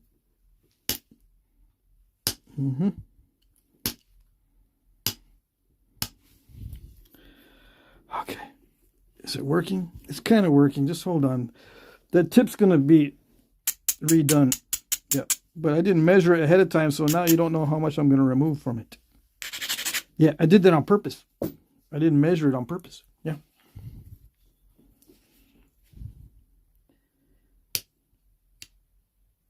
How much did you lose off the tip, bro? I don't know. Did I lose any? Yeah, you said you did. I did. Did I measure it? No, you didn't measure it, but you said you lost some. I don't think I lost any. But, wait a second. I can say I didn't lose any, and you wouldn't even know. Yeah. That's the way I roll. Yep.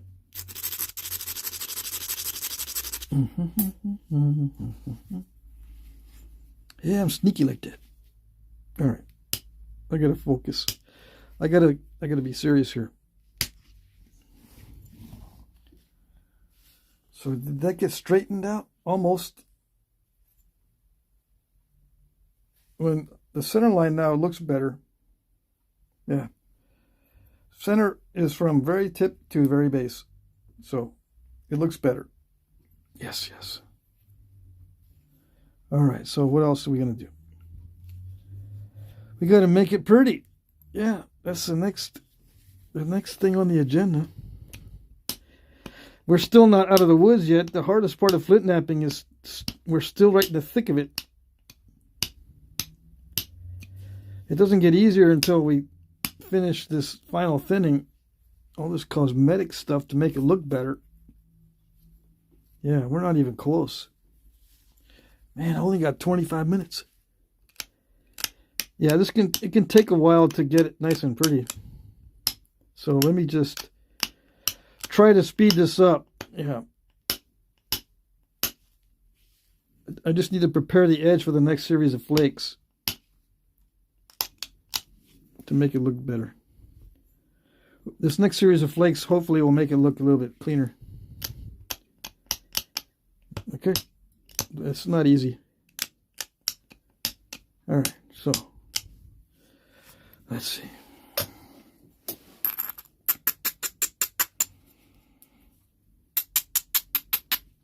Yeah, this is the time where it's easy to break it, especially if you're the kind of person that is like me, that try to you know, push it a little bit too far sometimes. Yeah. Let's see. I try to stop thinning when I can see that it's beyond my skill level. But I've been guilty of pushing it further. Yeah. Just to see, just out of curiosity. I mean, just go, oh well, if it breaks, it's oh well. But I'm not in the mood to accept a breakage right now. No. I'm a little bit tired, so I'm not in the mood to break this. That would really tick me off. Oh, yes.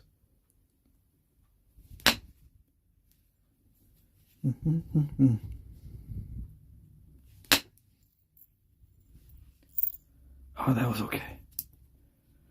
I get a little bit worried about those when I had to take a relatively large flake. I worry about the overshots. Yeah, I gotta say the magic words. Don't break it. I consider an overshot a breakage, even though it might not ruin the whole piece. Unless you're making it to spec, the overshot, if you don't worry about what the final shape size is going to be, it's not too bad. But if it ruins your overall size that you're shooting for, if it doesn't make width or if it doesn't make weight because of an overshot, I consider that a breakage. Yeah. So the don't break it can include the overshots. Don't overshoot. Don't overshoot. There's many other things too. Don't put incipient cracks in there. Don't crack it. How do you avoid all these? With experience, you know what not to do. It's hard to explain what not to do. It's much easier to try to explain what to do. It's hard what not to do because there's so many things that could go wrong. Yeah. Well, just start listing them off one by one. I'm waiting. Go. Yeah. I wish I was that patient. I can go through the list. You know, on demand, just list everything that could go wrong. But you know what? I'm just going to say that if I start listing everything that could go wrong, I might jinx myself. So I'm not going to do it. Yeah. I'm not going to do it because it might jinx myself. I'm in the middle of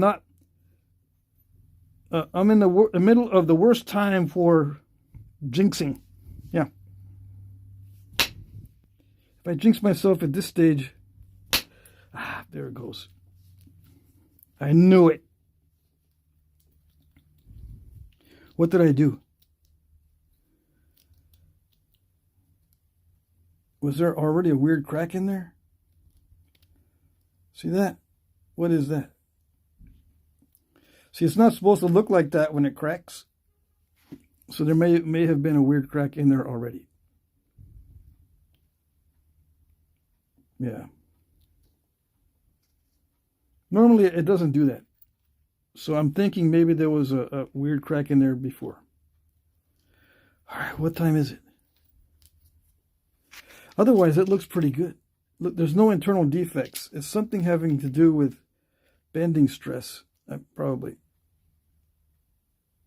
Or that's just a weird issue. Normally, there's no issues like that, right? It's just a clean snap. See how clean it is on this side? But on this side, there's this weird shelf right there.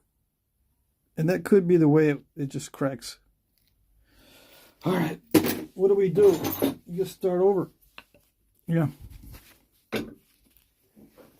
So at least you know what not to do, right? No, because I don't know exactly what caused that. Let's see. How much time do I got? 20 minutes. Let's just reduce this down. And then call it good. I'm not going to be able to finish it out with notching. Oh, dang. That was not good either. I can use that later. So we're getting to know this material, that it's kind of wonky the way it breaks.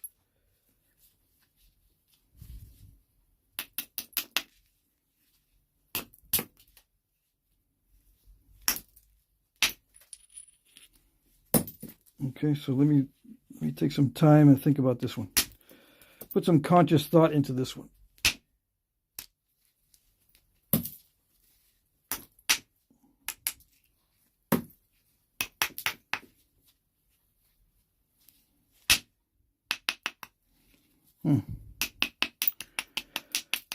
Yeah, it wants to be tough sometimes.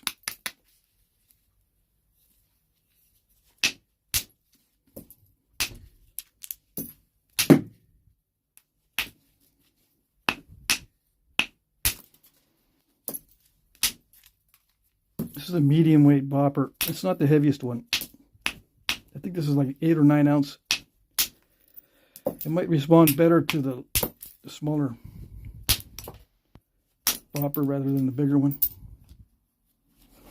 Okay. And then I'm going to use a larger abrader if I can find it. Yeah. Speed up this process a little bit.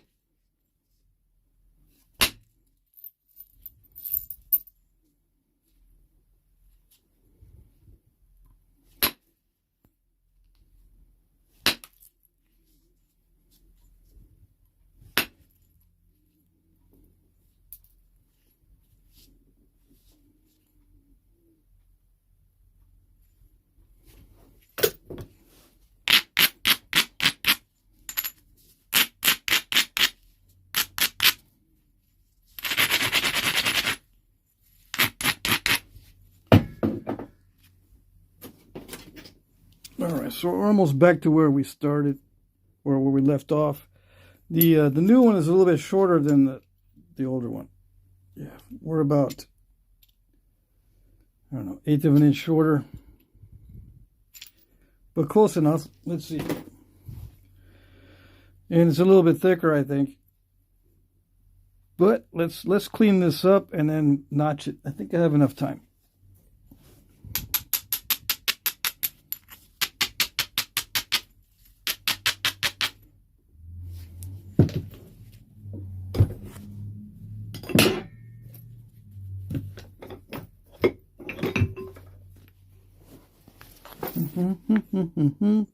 Yeah, I'm not going to talk very much because I'm going to be doing this fast.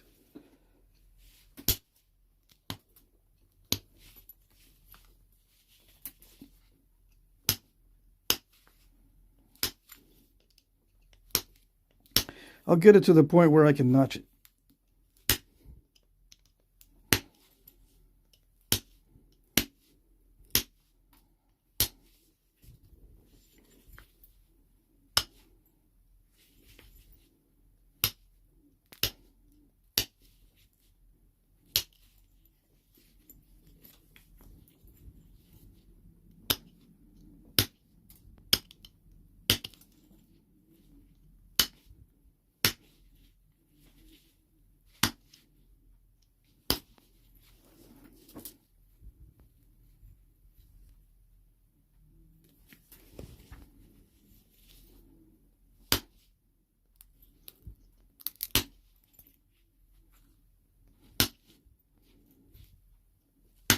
Yeah, any contact with the pad is going to stop these flakes on this particular material. So I'm napping into the notch in the pad. These flakes have to run free. Yep.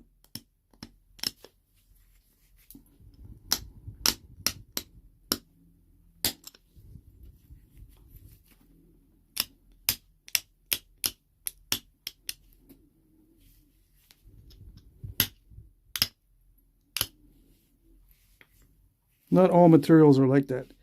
Sometimes they can hit the pad and it doesn't matter. But I think most materials benefit from the flakes running free.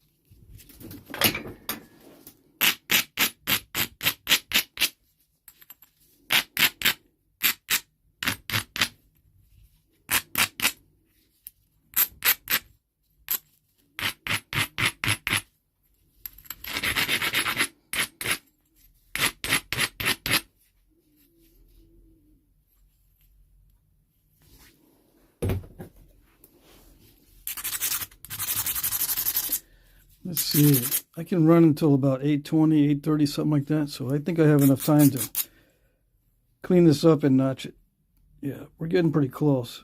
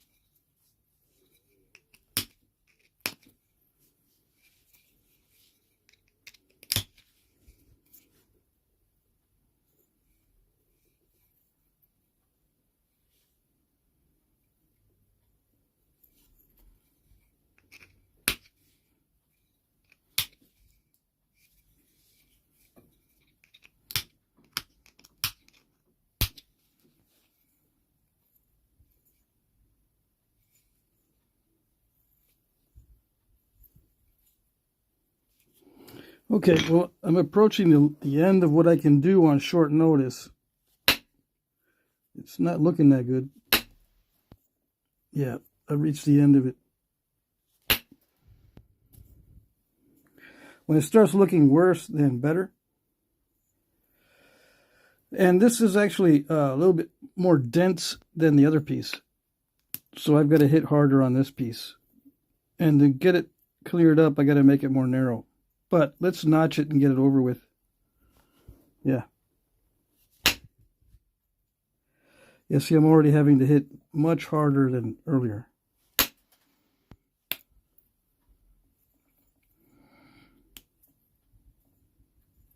Okay. All right, so this can be cleaned up, but I've got to make it more narrow. Both of these mishaps on both sides. Yeah. That's just this, it doesn't want to do what I'm asking it to do. The edge is not strong enough to support these flakes. They're supposed to fan out, but instead they're just going straight in and crushing. See, that flake was supposed to fan out. I hit it right there, right? And instead of fanning out, it just smashed it. So usually I can get a flake like this on this side to fan out like that, but I wanted it right there. It didn't do it, and mainly it doesn't do that the way it's supposed to because the edge is too thin. The edge I'm hitting on. So I got to take it back, make it more narrow, and then I can do a wide flake. But I think we're back to about the same size as before. Yeah. Okay, so let me put some notches in. Yeah, this shouldn't be too hard. I do have to thin it a little bit more before I notch it. I still got time. I got about, I'm gonna go about 10 or 15 more minutes. And then I'll check the chat for any questions and stuff. I need to wrap it up before 8:30. Yeah.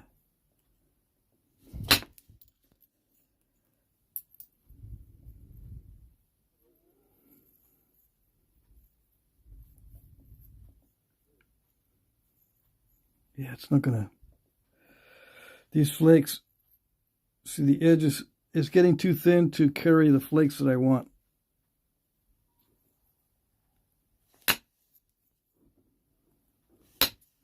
See, it's not going past halfway.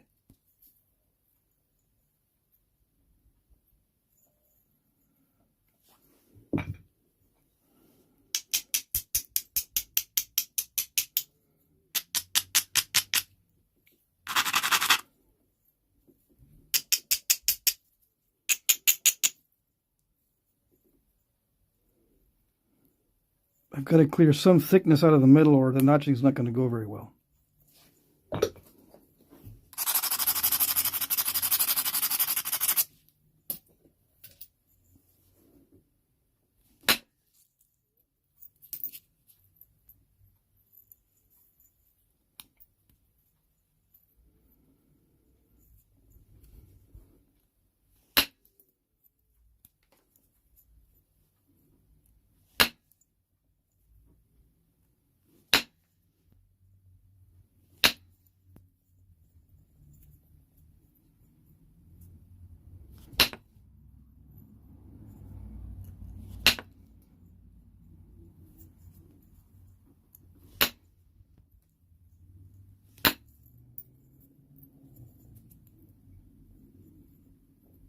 Okay, yeah. It's still going to be a challenge, but it's not going to be too bad. Okay.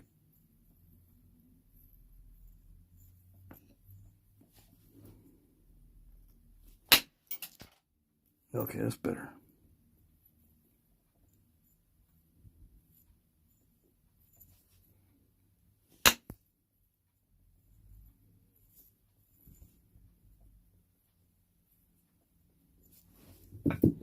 Yeah, I'm checking all sides, see what other opportunities I have.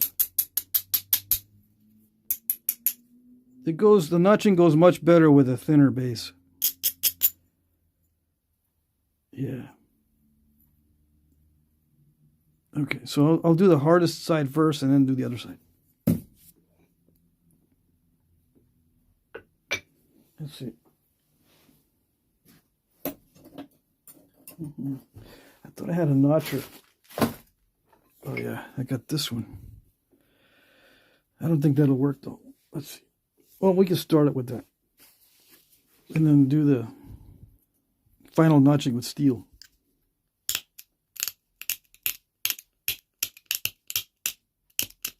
We'll just do the corner notches like my favorite. Yeah.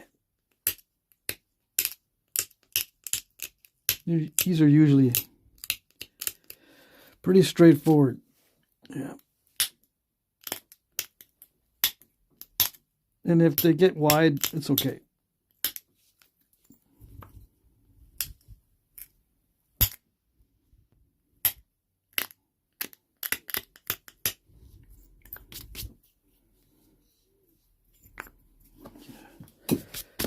I'm going to be using a lot of pressure, so let me put the gloves back on. Let's see. Yeah, I got maybe 10 minutes.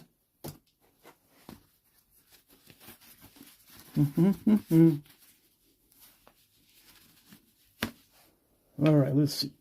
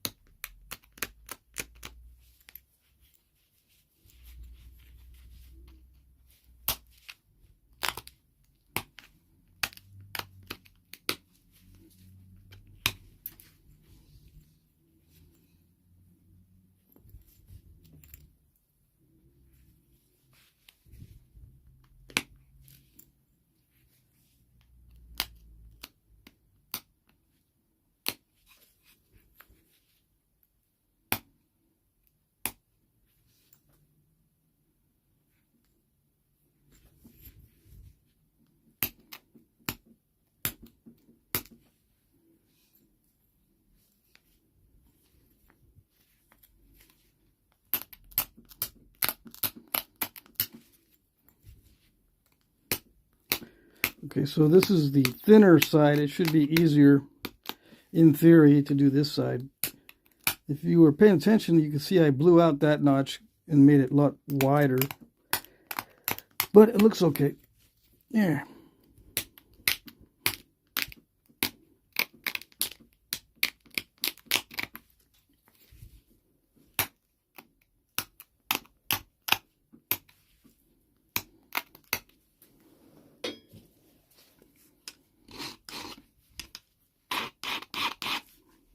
I thought I would need the steel, but it looks like the copper can handle it.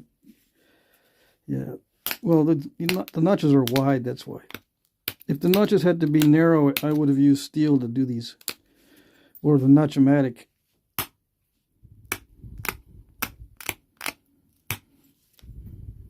But they don't need to be wide. I mean, they don't need to be narrow. Just symmetrical, that would be nice.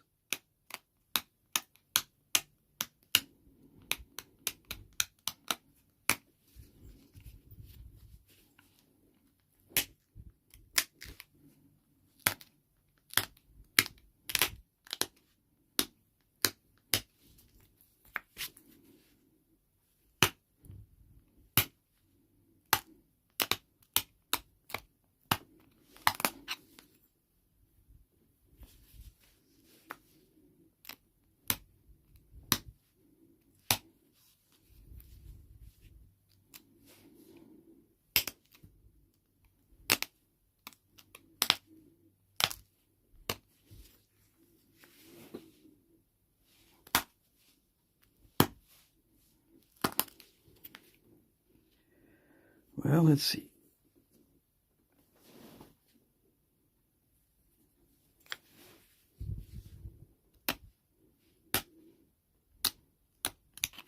It's starting to stall. That's why I'm slowing down a little bit.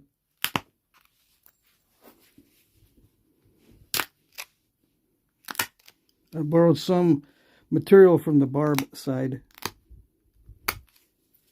Made it a little wider so I can unstall that. Okay.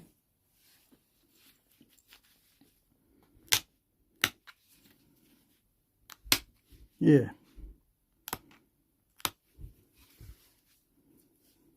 Yes.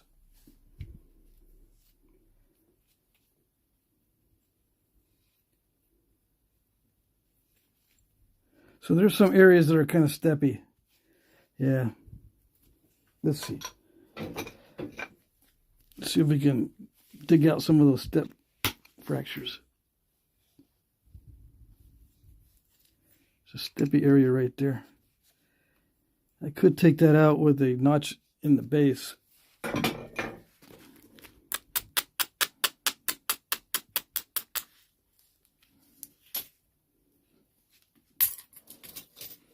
See, there's a weird spot here. I'm going to notch the base and send a flake in there. As long as I set that up well,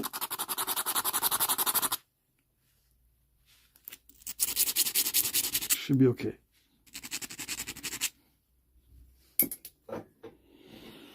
I'm going to hit it too hard.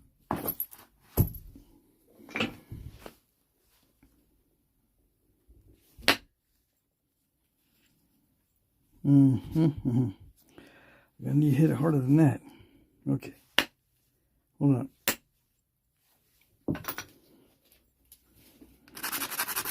I gotta hit it harder and get closer. I didn't do it.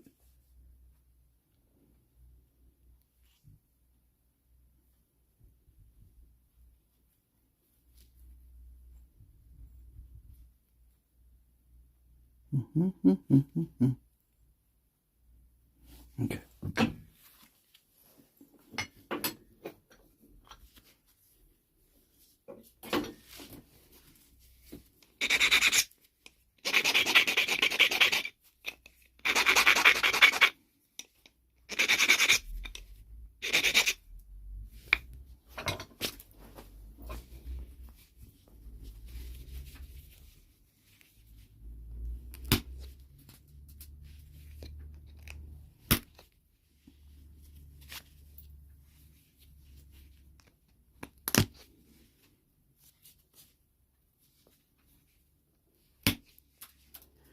Yeah, sometimes you can push on the front of that step fracture and pop those out. So that worked out okay.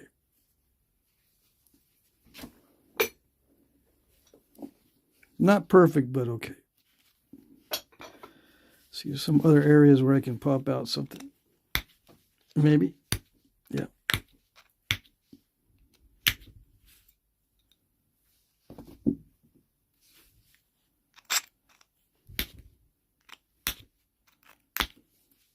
Anyways.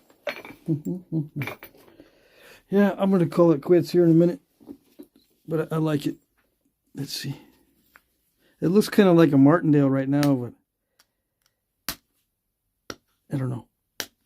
The martingales were not made of this stuff.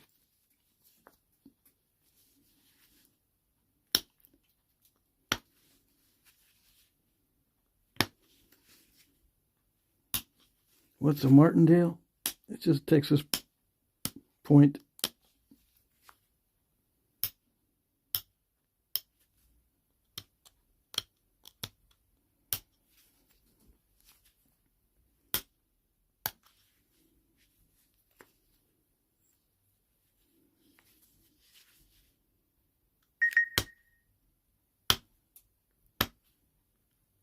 Anyways, I'm just goofing around with it now.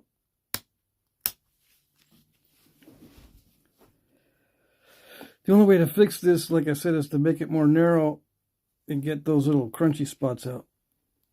Yeah. the base is thinned enough. There's a little bit of work that could be done on the sides of that notch. Otherwise, it just needs to be sharpened, and that's it.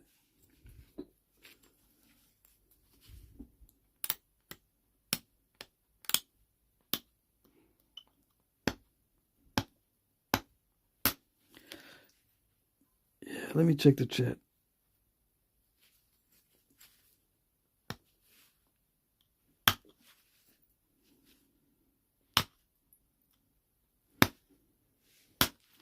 There's no quick remedy on this one here, I don't think.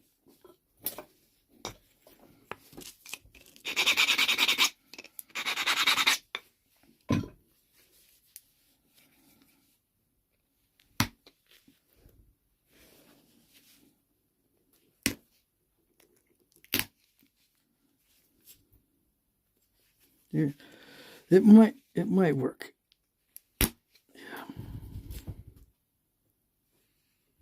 That's not too bad.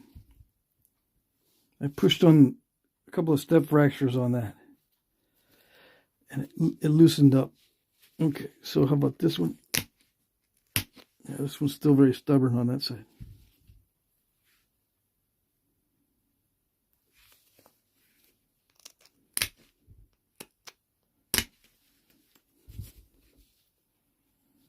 Yeah, the only thing left to do is sharpen it.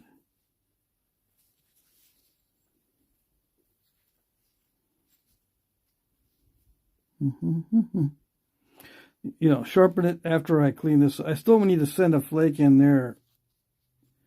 I really want to get rid of that spot. This one I'll have to leave in, this little island in the middle, because that's just too far away from everything. Yeah. I could probably pick at it just a little bit more. Both of them. I cleaned up the middle earlier, remember that? But then I started running more thinning flakes. Pushed my skill level a little bit too far. Yeah. Anyways, this material here is a little bit tougher than the other. So overall, I had to hit it much harder, but it didn't snap. You know, I ended up hitting this one harder than this one, but this one did not snap.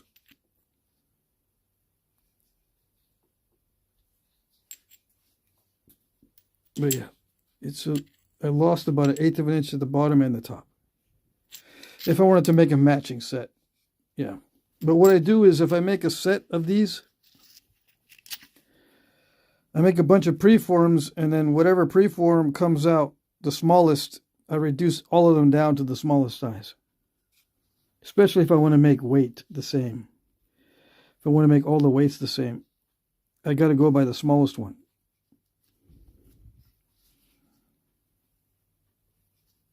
Now, if the smallest one is way below the ideal weight, I can't use the smallest one. The smallest one goes in the recycle bin, so to speak, to be made into something else.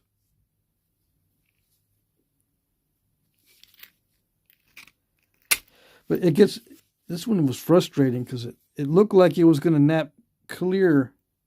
But see how that, somehow the material there looks nasty compared to the rest of the flakes? See how that looks? I'm not sure why it does that. But it should be just as smooth as all the other. But for some reason, it's extra crunchy right there. Yeah. And this spot here, this lighter area, is different consistency, so it doesn't nap as well. But other than that, yeah. I mean, it's perfectly serviceable with some sharpening. Okay, let me check the chat. And no, I'm not going to haft it because I ran out of time. I would have been able to haft the other one, but oh well. If I hadn't have snapped it. Okay, all right. Let's see what we got.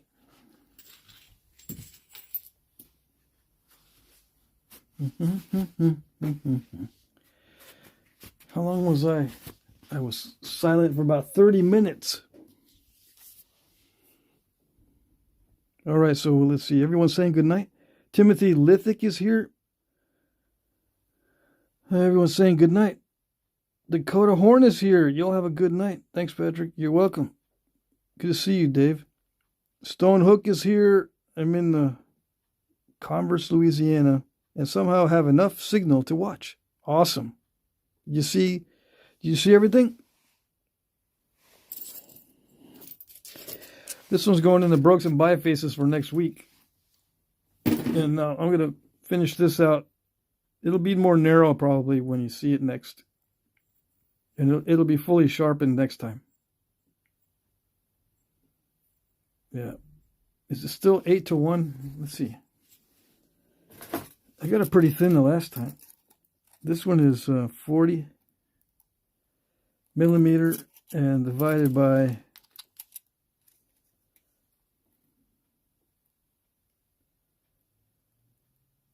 5. Yeah, it's like 5 millimeters, right? Still 8-1. Yeah. Except the crunchy spots, I like it. Yeah.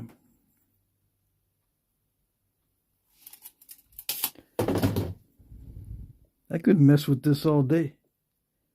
It's just that type of rock where it's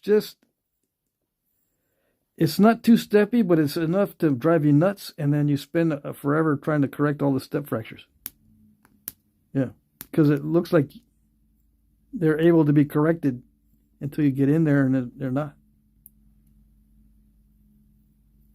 I was able to push out the step fractures in that area, which is good, because the next flake is going right over the top of all that. Yeah. All right, let's see. What do we got?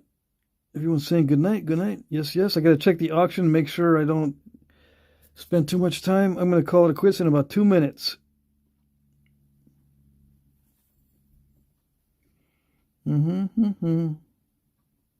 Someone says they like crunchy. Tastes good. You think so? All right, here we go. I got to go, but I'll bid 75 on the 3 blades to start, says Ed. Can you do that for me? Yeah, I can put those bids in for you. 75 on the 3 blades. If you can't, anyone else have trouble bidding, you can ask me to enter the bid.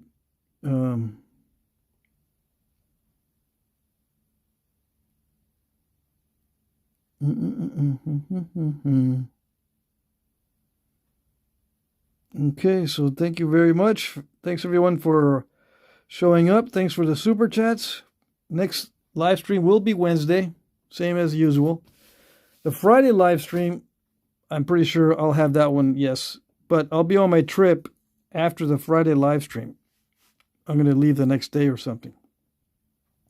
So the same time, Wednesday, 2 to 4 p.m. Eastern, and then Friday, 8 to 10 p.m. Eastern. Same old as always. But the next week after that, I don't know. It's up in the air after that. Okay, I'm looking for questions. I don't see any more questions here. What else we got? What else we got? Okay. Let's see. Yeah, it looks like Ace of Spades, right? Bicycle playing cards. Okay.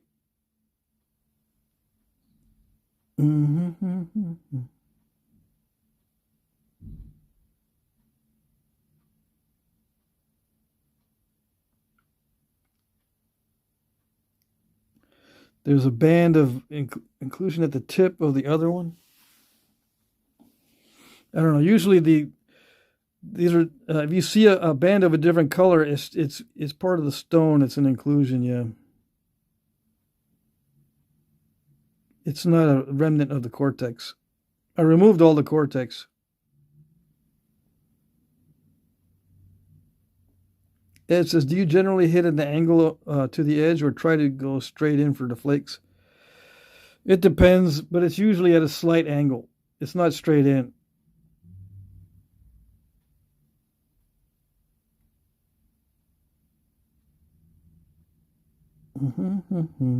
Okay, that's it. I'll see you guys next time. Yep, we'll see you later. Take care. Bye-bye.